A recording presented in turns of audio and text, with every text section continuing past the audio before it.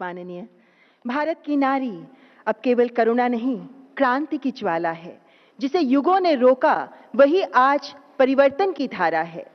नारी शक्ति वंदन अधिनियम उसके अधिकार का उद्घोष है। अब वो मौन नहीं, स्वयं अपने भाग्य की निर्माता है।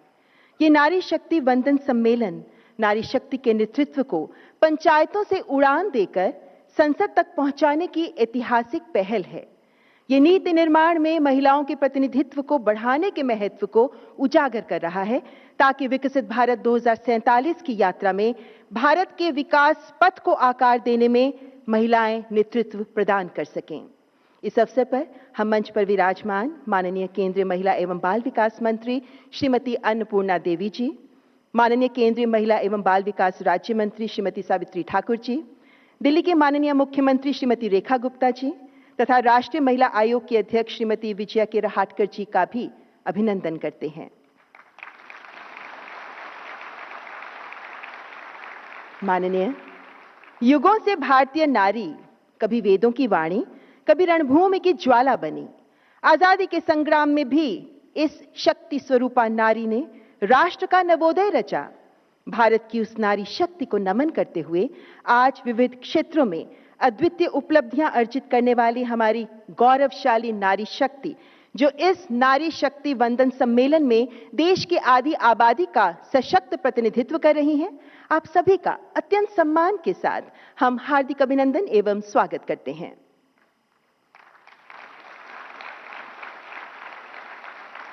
माननीय, नारी नेतृत्व का है ये नव प्रभात, जहां नारी केवल सहभागी नहीं बल्कि निर्णय की धुरी, नीति की प्रणेता और राष्ट्र की नियंता बनकर समाज की गहराइयों में परिवर्तन की मशाल जलाने को आतुर है।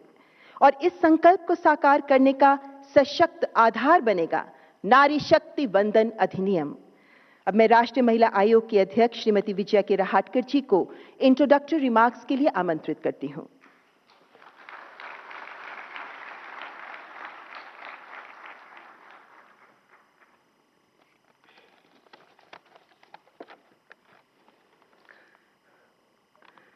आज के नारी शक्ति सम्मेलन में आए हुए हमारे माननीय प्रधानमंत्री जी, मैं आपका हृदय की गहराई से बहुत बहुत स्वागत करती हूँ।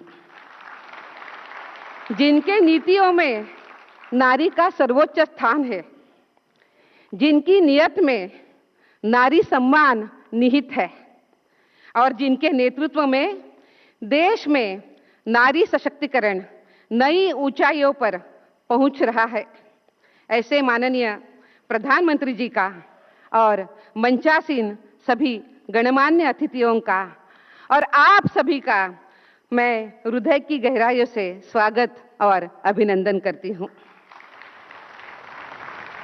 हमारे अपने भारत की परंपरा में नारी केवल सहभागी नहीं बल्कि नेतृत्व करता रही है।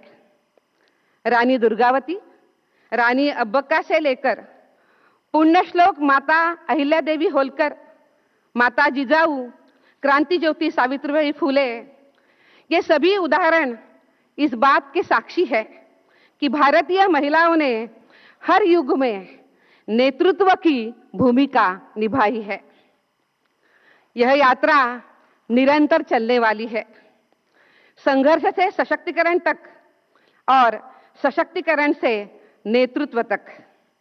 आज इस यात्रा को माननीय प्रधानमंत्री श्री नरेंद्र मोदी जी के नेतृत्व में एक नई दिशा और गति मिल रही है।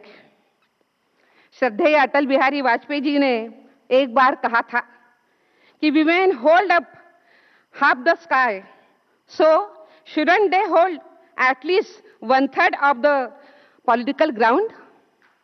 उनके इस दूरदर्शी विचार को हमारे माननीय प्रधानमंत्री नरेंद्र मोदी जी ने नारी शक्ति वंदन अधिनियम के रूप में आज साकार भी किया है। इसके लिए हम उनका बहुत बहुत धन्यवाद करते हैं। यह अधिनियम केवल लोकसभा और विधानसभाओं में आरक्षण का प्रावधान नहीं है, बल्कि उस सोच में परिवर्तन का प्रयास है जिसने वर्षों तक महिलाओं को निर्णय प्रक्रिया से दूर रखा। यह भारत के लोकतंत्र को मात्र संख्या से आगे बढ़ाकर संवेदनशीलता की ओर लेके जाने का एक बहुत बड़ा सशक्त कदम है। हमारे माननीय प्रधानमंत्री जी ने देश के मातृशक्ति के लिए कहा था कि कैसी है हमारी देश की मातृशक्ति, तो वो मातृशक्ति वो सशक्त है, वो शक्ति है, वो सशक्त है, वो भारत की नारी है। ना कम में ना ज्यादा में, वो सब में बराबरी की अधिकारी है, वो सब में बराबरी की अधिकारी है। वही भाव नारी शक्ति वंदन अधिनियम के रूप में आज लागू हो रहा है। देश एक ऐतिहासिक क्षण का साक्षी बन रहा है। इस गौरवपूर्ण अवसर पर हम सभी भारत की आधी आबादी की ओर से माननीय प्रधानमंत्री जी का हम स्वागत करते हैं, अभिनंदन करते हैं। बहुत बहुत धन्यवाद।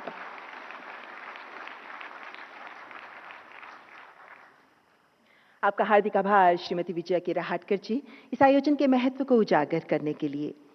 माननीय, वो जो खामोशी थी ना, अब शब्द पहनकर दौड़ने को तैयार है। कभी चूल्हे की आंच में जो व्यस्त थी, वो अब निर्णयों के प्रकाश को संपूर्ण भारत में देदीप्यमान करने को तैयार है।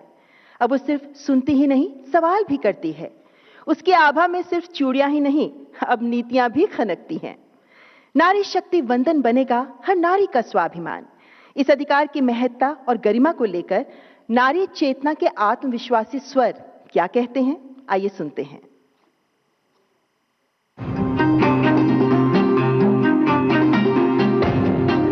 ये वंदन है नारी शक्ति का, ये वंदन है शिक्षा और विज्ञान के अंबर में उसकी ऊंची उड़ान को। ये वंदन है उसके अदम्य साहस और बढ़ते आत्मविश्वास को। ये वंदन है उसके स्वाभिमान और सम्मान को। ये नारी शक्ति वंदन अधिनियम है। नारी शक्ति वंदन अधिनियम मेरी बहनों के अधिकारों की गारंटी है। नारी शक्ति वंदन अधिनियम मेरी बहनों के सपनों के पूरा होने की गारंटी है। नारी शक्ति वंदन अधिनियम देश की नारी शक्ति के सामर्थ्य का सम्मान है। और ये नारी शक्ति वंदन अधिनियम भारत के विकास की, विकसित भारत की भी गारंटी है। ये सिर्फ एक कानून नहीं है, ये देश की बेटियों को लोकसभा और राज्य विधानसभाओं में 33% आरक्षण का भरोसा है। उनकी आवाज को मंच देने का संकल्प है। ये अधिनियम हमारा विकसित भारत, संयुक्त भारत होगा, जहां समाज की महिलाओं को, देश की महिलाओं को एक बराबर की आवाज और हक दिया जाएगा। ये उस विकसित बनते भारत का उदय है जहां प्रधानमंत्री नरेंद्र मोदी के विजन से नारी शक्ति देश की तरक्की की भागीदार बनेगी। राष्ट्र की नीतियां अब भारत की नारी भी तय करेगी। वुमेन जब एम्पावर होगी, इसको फाइनेंशियल डिसीजन मेकिंग के अंदर, ये अपने डिसीजन मेकिंग स्टाइल से जब इसको इम्प्लीमेंट करेंगी तो उसका इम्पैक्ट इकोनॉमिक ग्रोथ के ऊपर मल्टीप्लायर इफेक्ट से होगा।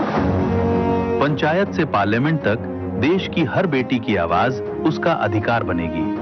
It gives an opportunity for women to participate in making an important decision making and policy making, and that will strengthen India and takes us towards better India and विकसित भारत। हमारे देश में औरतों को leadership role मिलेगा तो देश का डेवलपमेंट जो है वो दुगनी चौगुनी स्पीड से आगे बढ़ जाएगा। अब भारत की बेटियां सिर्फ बदलाव का हिस्सा नहीं होगी, बल्कि उसकी सूत्रधार बनेंगी। इससे बहुत फर्क पड़ेगा हमारे पॉलिसीज मेकिंग में, सरकार चलाने में। सरकार को बहुत इससे मदद मिलेगी और वर्किंग हैंड ऐड होंगे। हमारा देश बहुत तेजी से आगे बढ़ेगा। ये अधिनियम आह्वान है उस युग का जहां अब नारी की क्षमता किसी अवसर की प्रतीक्षा नहीं करेगी, बल्कि स्वयं अवसरों का निर्माण करेगी। नारी वंदन कानून सिर्फ एक कानून नहीं, बल्कि महिलाओं को देश की संसद में बराबरी का अधिकार देने की मजबूत पहल है। मुझे लगता है कि यह कदम आने वाले समय में भारत की दिशा और सोच दोनों को बदलने वाला साबित होगा। यह केवल प्रतिनिधित्व नहीं बल्कि नारी शक्ति का सशक्त उदय है। यह केवल परिवर्तन नहीं बल्कि एक भारत की नई सोच है। यह एक मजबूत, समान, विकसित भारत की आधारशिला है। ये भरोसा है उस सामर्थ्य पर जो भारत की स्त्री को आत्मबल देगा, घर की दहलीज से निकालकर राष्ट्र निर्माण के मार्ग पर ले जाएगा। इस कानून के जरिए जब हमारी जितनी महिलाएं हैं, इतनी प्रतिभाशाली महिलाएं हैं, उनको जब भागीदारी मिलेगी, उनको अपने हुनर का एक दिखाने का मौका मिलेगा, उनकी प्रतिभा को निखारने का मौका मिलेगा और इससे हमारा भारतवर्ष ही लाभान्वित होगा। और जब नारी की शक्ति और सोच को नेतृत्व मिलेगा तो भारत की विकास यात्रा नए कीर्तिमानों को छुएगी। When women are given the power of decision making, it not only brings in diversity, it also brings in their experience and makes democracy and good governance better and possible. क्योंकि ये माना गया है कि यत्र नार्यस्तु पूज्यन्ते रमन्ते तत्र देवता, और भारत की इसी गौरवशाली परंपरा को प्रधानमंत्री जी ने एक नई पहचान दी है, जिसके लिए वंदन करती हूँ, धन्यवाद करती हूँ, आभार प्रकट करती हूँ मोदी जी का और उनकी सरकार का, इनकी पॉलिसीज का, कि जो वास्तव में कहते हैं कि विमेन्स डेवलपमेंट नहीं बल्कि विमेन लेड डेवलपमेंट। मैं मोदी जी का कोटि-कोटि धन्यवाद करती हूँ। मैं प्रधानमंत्री जी को बहुत बहुत बधाई देती हूँ और कृतज्ञता पेश करती हूँ। ये एक बहुत जरूरी पहल है प्रधानमंत्री नरेंद्र मोदी जी द्वारा, जिसको हम सब वेलकम करते हैं। नारी शक्ति से नव भारत। अब नेतृत्व की बारी है, नारी शक्ति वंदन की जिम्मेदारी है।